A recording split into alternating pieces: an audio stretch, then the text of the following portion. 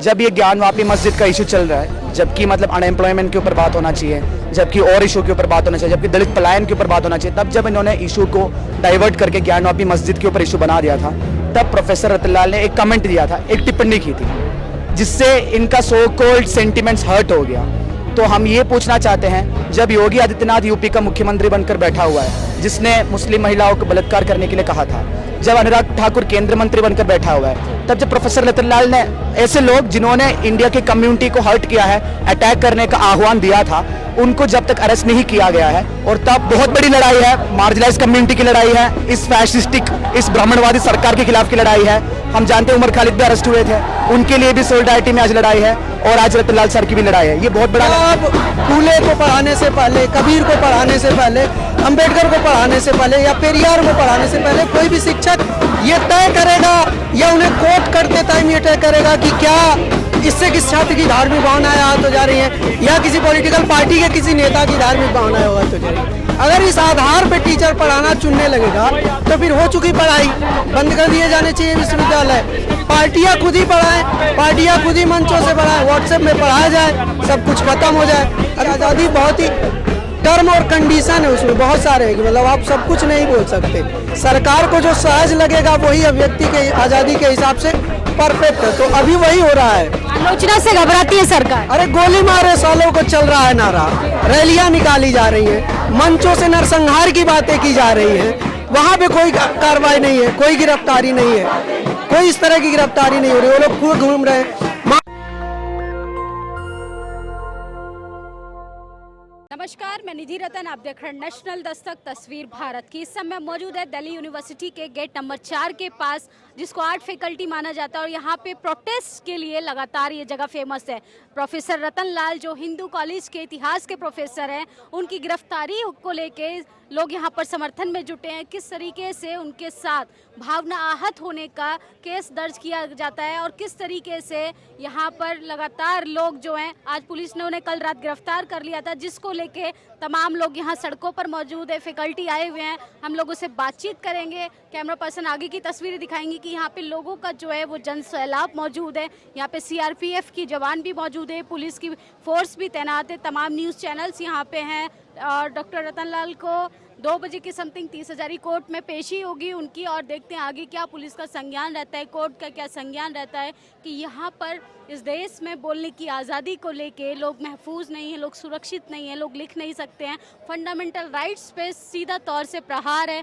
हम लोगों से बातचीत करेंगे, आगे की चीज़ें भी मेरे कैमरा पर्सन आपको दिखाएंगे कि हम अंदर चलेंगे जहाँ पे तमाम संगठन के लोग मौजूद हैं, तमाम विद्यार्थी यहाँ मौजूद हैं। प्रोफेसर रतनलाल के समर्थन में यहाँ पर लोग आए हैं, लक्ष्मण यादव भी यहाँ आए थे। कुछ ही देर में यहाँ पे चंद्रशेखर आज़ाद रावण आने वाले हैं, उनसे भी बातचीत करेंगे और आगे की प्रतिक्रिया हम आपको दिखाएंगे कि किस तरीके से असंवैधानिक तरीके से रतनलाल सर की गिरफ्तारी हो जाती है। प्रोफेसर रतनलाल को गिरफ्तार कर लिया जाता है और बिना किसी इन्वेस्टिगेशन के, बिना किसी सर्च वारंट के इस तरीके की गिरफ्तारी, ये असंवैधानिक तरीके का काम हो रहा है इस देश में। हम लोगों से बातचीत करेंगे कि किस तरीके से लोग जो हैं वो सोच रहे हैं, किस तरीके से प्रोफेसर रतनलाल के बारे में लोग क्या कह रहे हैं, किस तरीके से चीज़ें हो रही हैं।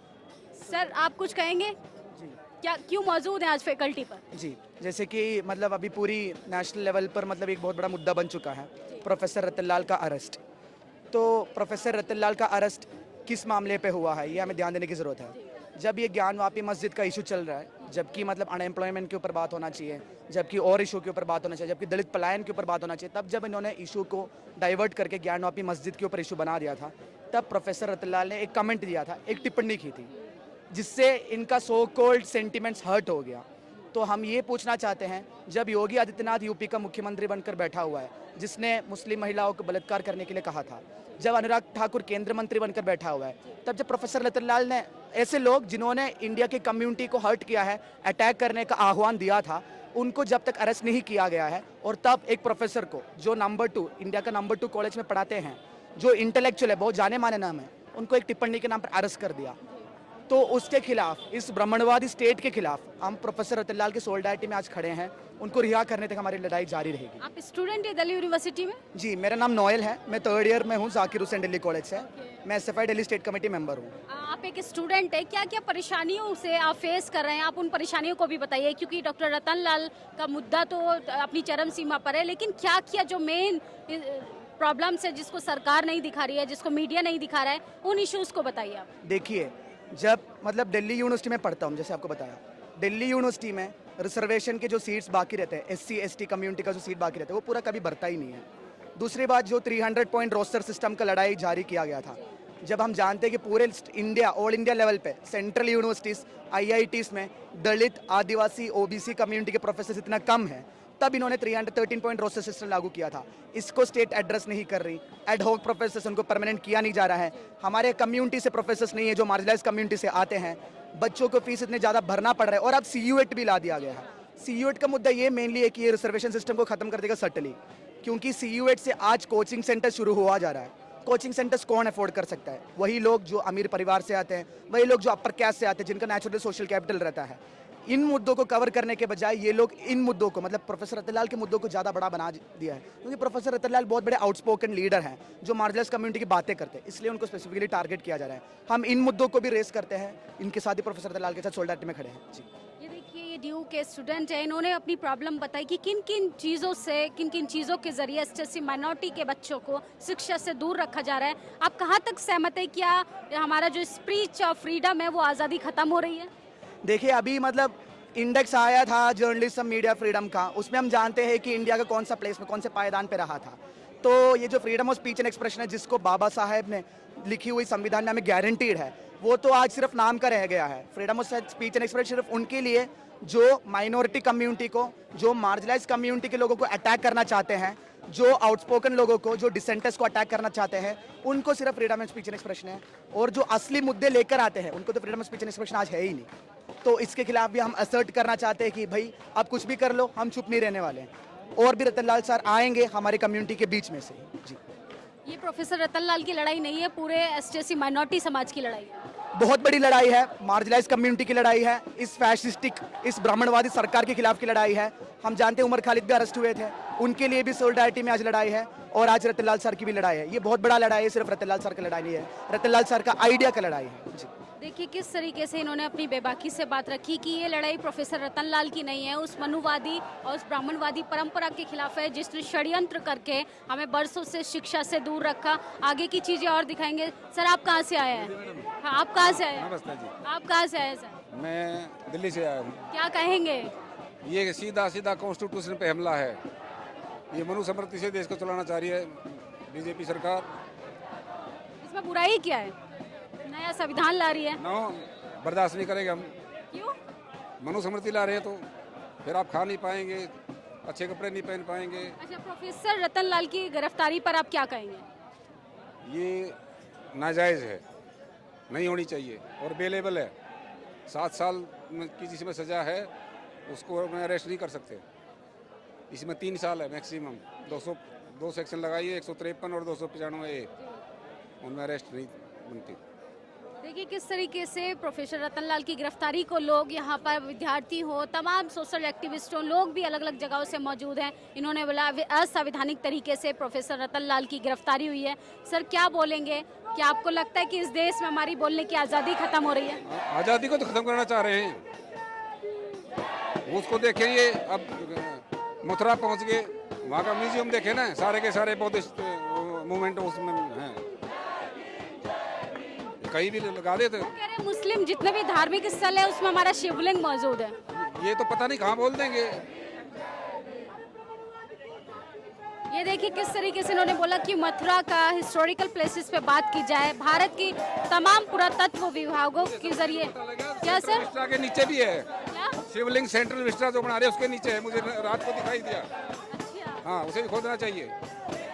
देखिए सेंट्रल विस्टा के नीचे भी शिवलिंग है, उसको भी खोदना चाहिए। लोगों का कहना है कि कहीं भी अगर आप मस्जिद के नीचे शिवलिंग खोज रहे हैं तो हर जगह मौजूद होगा। यहाँ पे देख सकते हैं कि कैमरा पर्सन दिखाएंगे, यहाँ पे लोग किस तरीके से प्रोटेस्ट कर रहे हैं और मनुवाद के खिलाफ नारेबाजी कर रहे हैं, ब्राह्मणवाद तानाशाह सरकार के खिलाफ सकते हैं अनमोल प्रीतम, जो ड्यू यूनिवर्सिटी के विद्यार्थी भी रहे हैं और अब फ्रीलांस जर्नलिस्ट भी हैं और तमाम मुद्दों पे बात करते हैं जिसमें सरकार को डर लगता है जवाब देने में। सर क्या बोलेंगे इस मुद्दे पर? इस मुद्दे पे देखिए, सेंटर क्वेश्चन क्या है हमारा? सेंटर क्वेश्चन यही है कि क्या कोई भी प्रोफेसर या कोई भी शिक्षक अब बोलने से पहले या पढ़ाने से पहले ये चुनेगा कि कौन सी बात से किस छात्र की धार्मिक भावनाएं आहत हो रही है?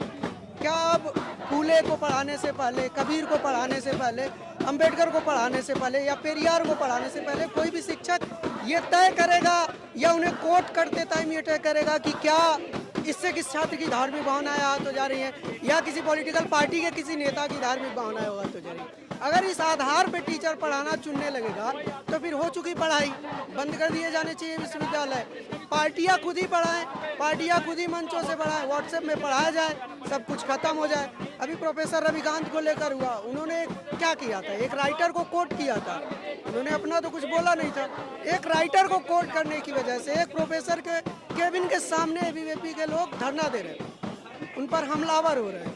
इसका मतलब क्या है? इसका मतलब ये है कि आप विश्वविद्यालय जहाँ पे विचारों की सबसे ज़्यादा आज़ादी होती है, डाइवर्सिटी होती है, वहाँ बंद कर दीजिए। व्हाट्सएप से ही पढ़ाइए सबको, वैसे भी सब कुछ ऑनलाइन हो गया है, क्यों फंड बेकार करना? सर व्हाट्सएप की बात कर रहे हैं, ऑक्सफोर्ड ने भारत में अपना कॉलेज खोलने से मना कर दिया, इस पर आप क्या कहेंगे? जिस तरह का माहौल देश में बनाया जा रहा है और जिस तरह के एजुकेशन को एक नली के जरिए, एक ट्यूब के जरिए निकाला जा रहा है कि बस इतना ही पढ़ाया जाएगा, जबकि पढ़ने का तो वो तो एक धारा, एक स्वच्छंद धारा है, समंदर है, उनमें से जो पढ़ना होगा जिसको पढ़ेगा, इसीलिए तो ये विश्वविद्यालय है। लेकिन अब आप एक समंदर को एक नाले के जरिए एक जगह ले जाना चाहते हैं तो कोई भी मना कर देगा इस तरह के कंडीशन के लिए।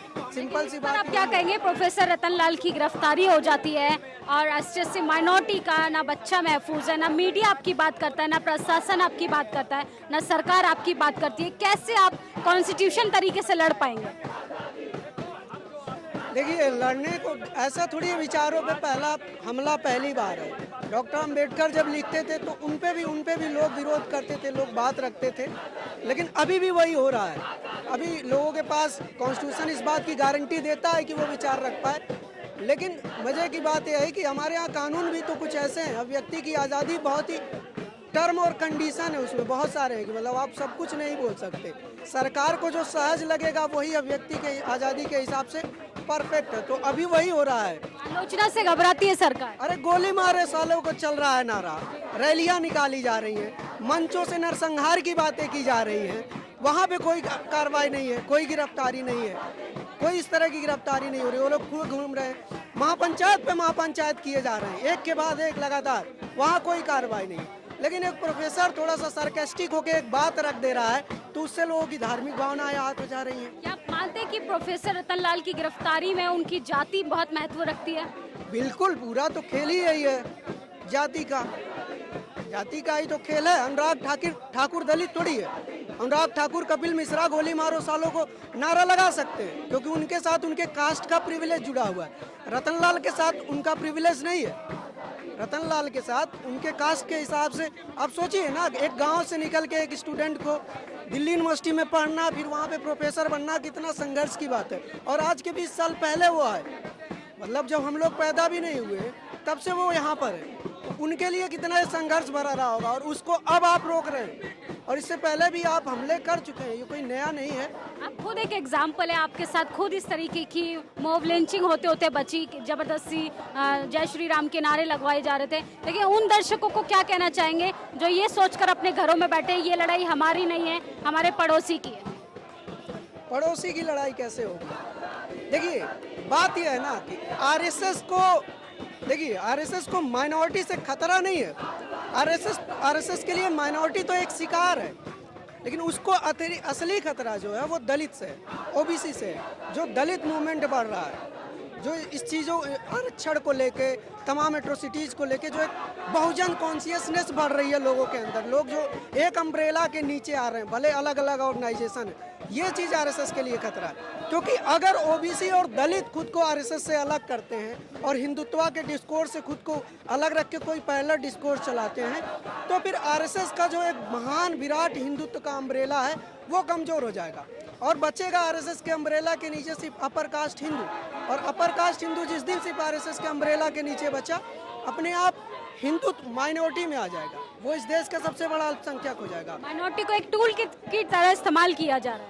हाँ, वही तो मेन सवाल यही है कि दलितों, अब डॉक्टर रतन लाल को लीजिए, वो क्या बोलते हैं, वो हमेशा बहुजन आइडेंटिटी को आगे रखते हैं, वो दलित आइडेंटिटी को आगे रखते हैं, वो कभी हिंदू आइडेंटिटी को आगे तो नहीं रखते, कभी हमेशा वो आरएसएस, आप उनके हर बात को देखिए, कभी भी वो आरएसएस का हमेशा खंडन करते हैं और प्रबल विरोधी हैं। और मुझे लगता है कि यहाँ दिल्ली यूनिवर्सिटी में शिक्षा के भगवाकरण को लेके जितने भी मुद्दे उठे, 200 पॉइंट रोस्टर को लेके जो मुद्दा उठा, सब पे डॉक्टर रतनलाल खुलकर सामने, और उनका बहुत प्रखर विरोध रहा है। तो शिक्षा के भगवाकरण पे जिस तरह से वो बोलते हैं, आरएसएस की वैचारिकी का जिस तरह से वो विरोध करते हैं, तथ्यों के साथ करते हैं, वो सब कहीं ना कहीं आरएसएस को तो खलेगा ही, और उसी का परिणाम हमारे सामने है। नहीं तो ऐसी घटनाएं और ऐसा लिखने वाले तो लाखों लोग हैं। एक बंदा है जो टीवी पे, सुदर्शन न्यूज वाला, हर दिन बहस इसी मुद्दे पे कराता है। आज तक अपने चैनल में थंबनेल लगा के हेडलाइन देता है कि राम हमारे, अयोध्या हमारी, तुम कहां से पधारे, मुसलमानों को, उसके खिलाफ कोई कार्रवाई नहीं है।